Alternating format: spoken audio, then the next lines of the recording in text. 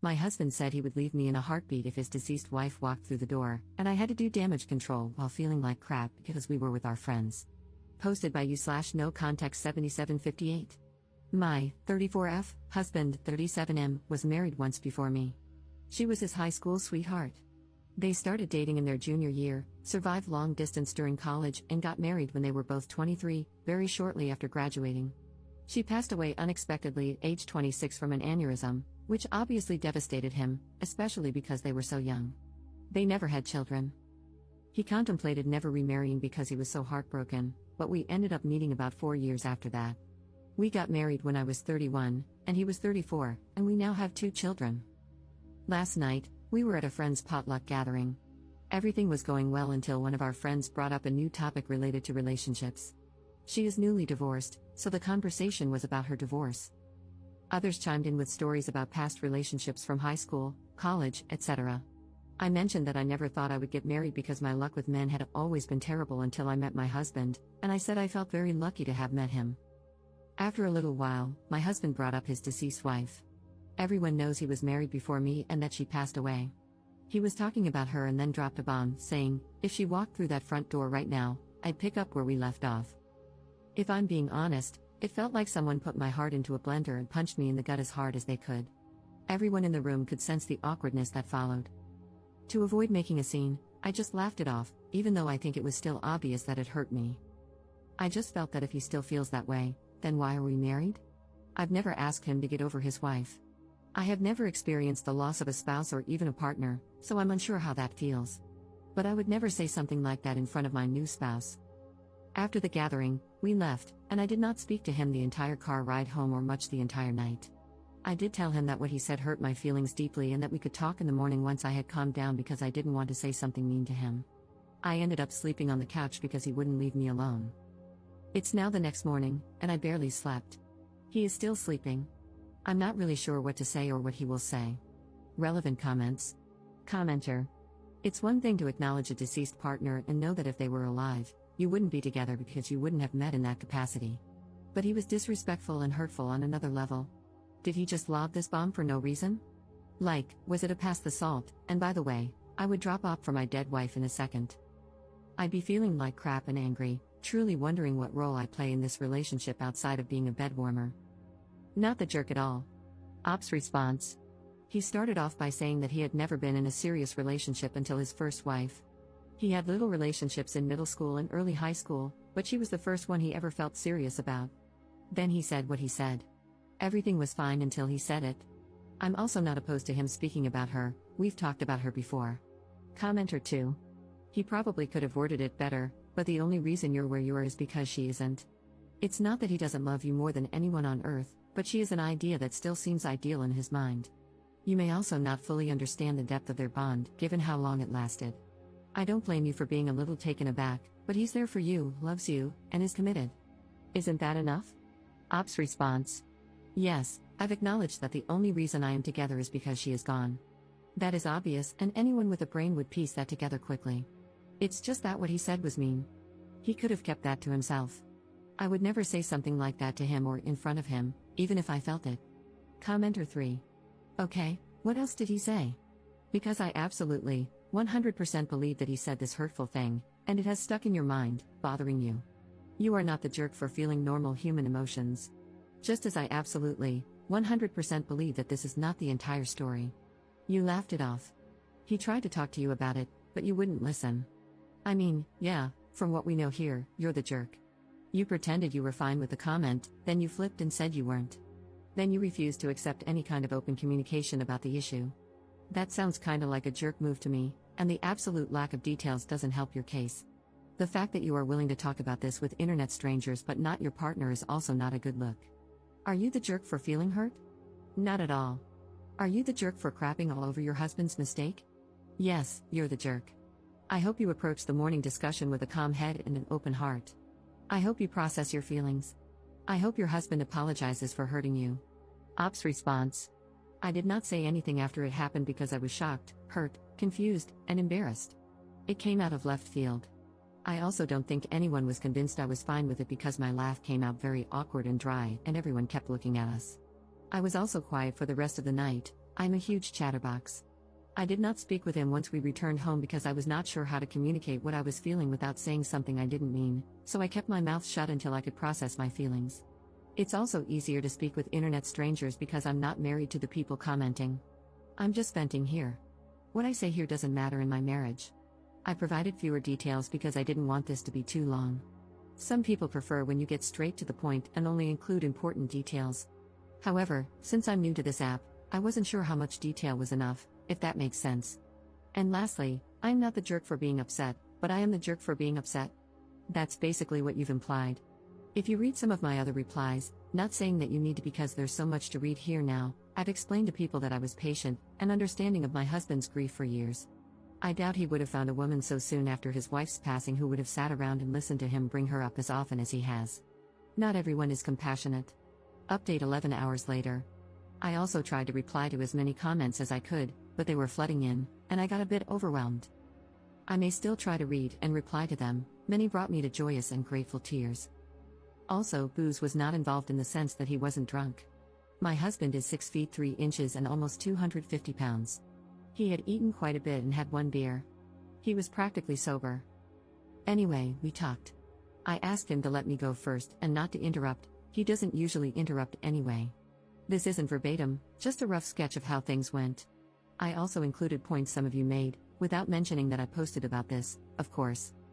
I just want to say that I do not hate you for what you said. I understand where you were coming from. She died, and it was something neither of you saw coming.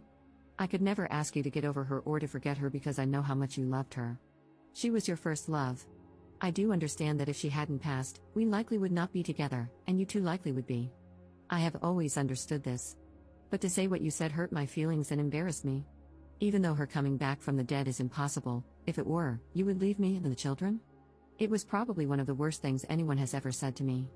It is clear your feelings about her are still raw, and it still hurts. I want you to get counseling, and I want couples counseling very, very soon.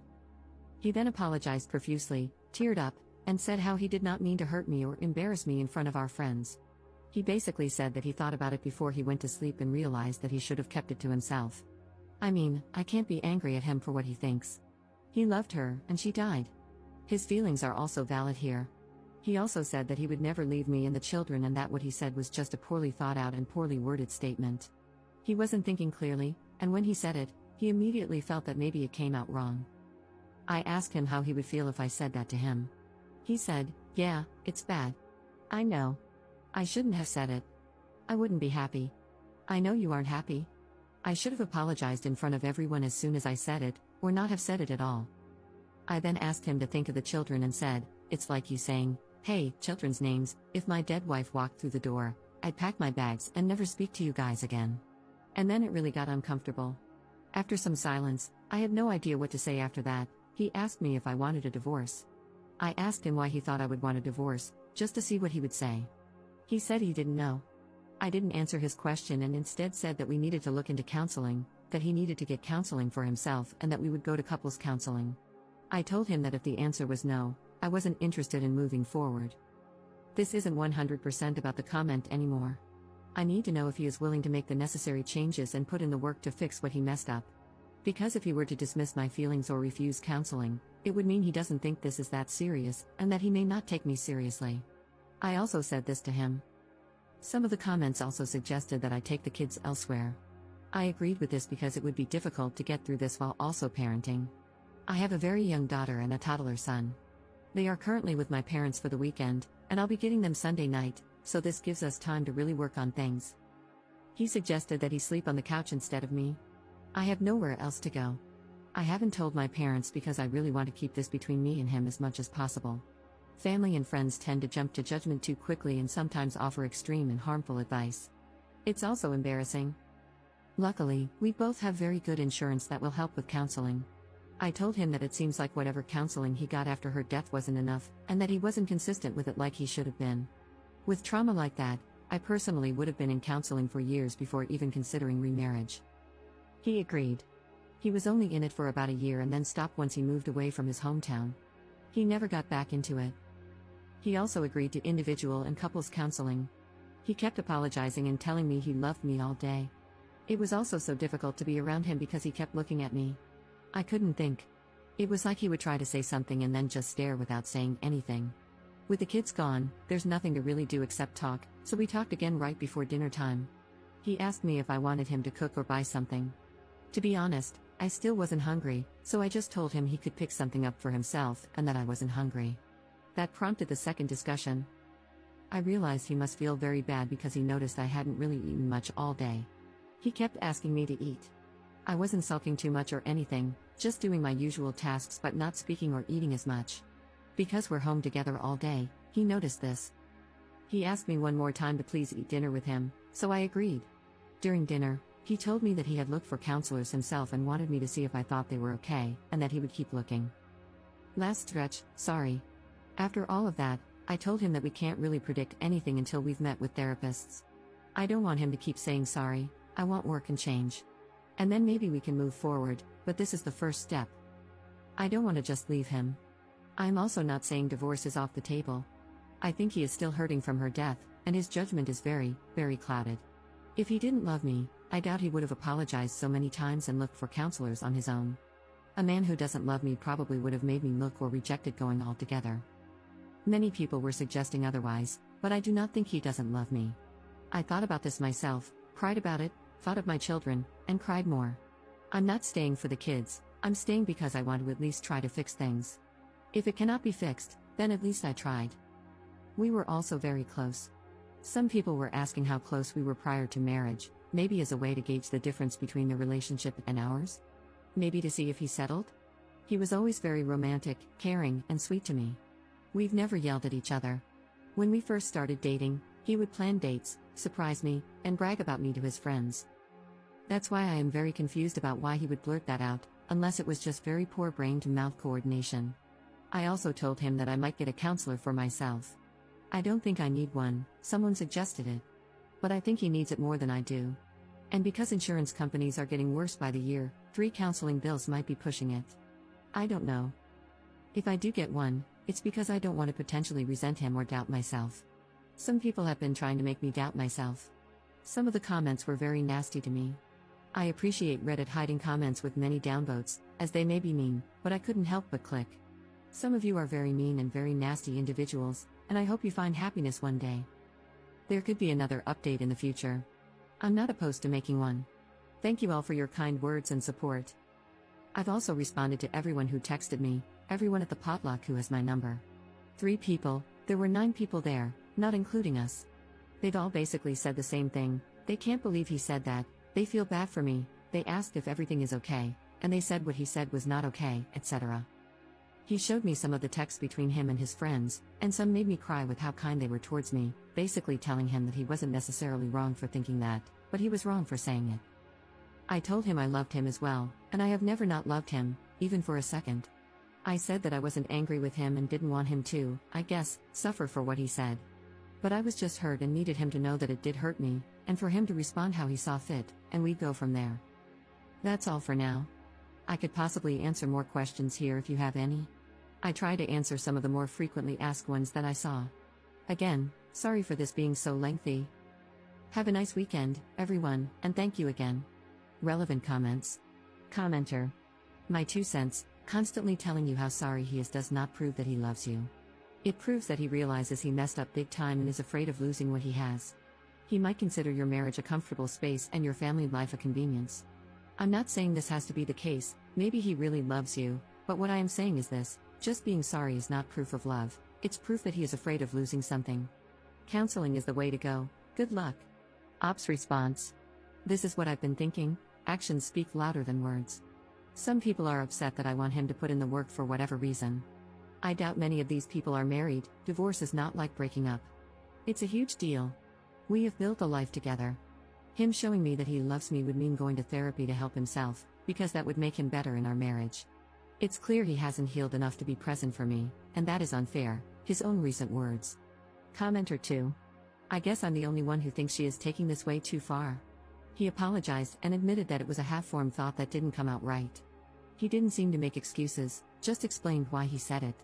Now she is thinking about divorce and making all kinds of demands when the most he did was make an insensitive comment and start looking for counselors. You people need to stop telling her that she handled this perfectly because she didn't. She is pouting at home when she should have just accepted his apology and moved on. Being jealous of the dead wife is dumb. Op's response: no, you're not the only one.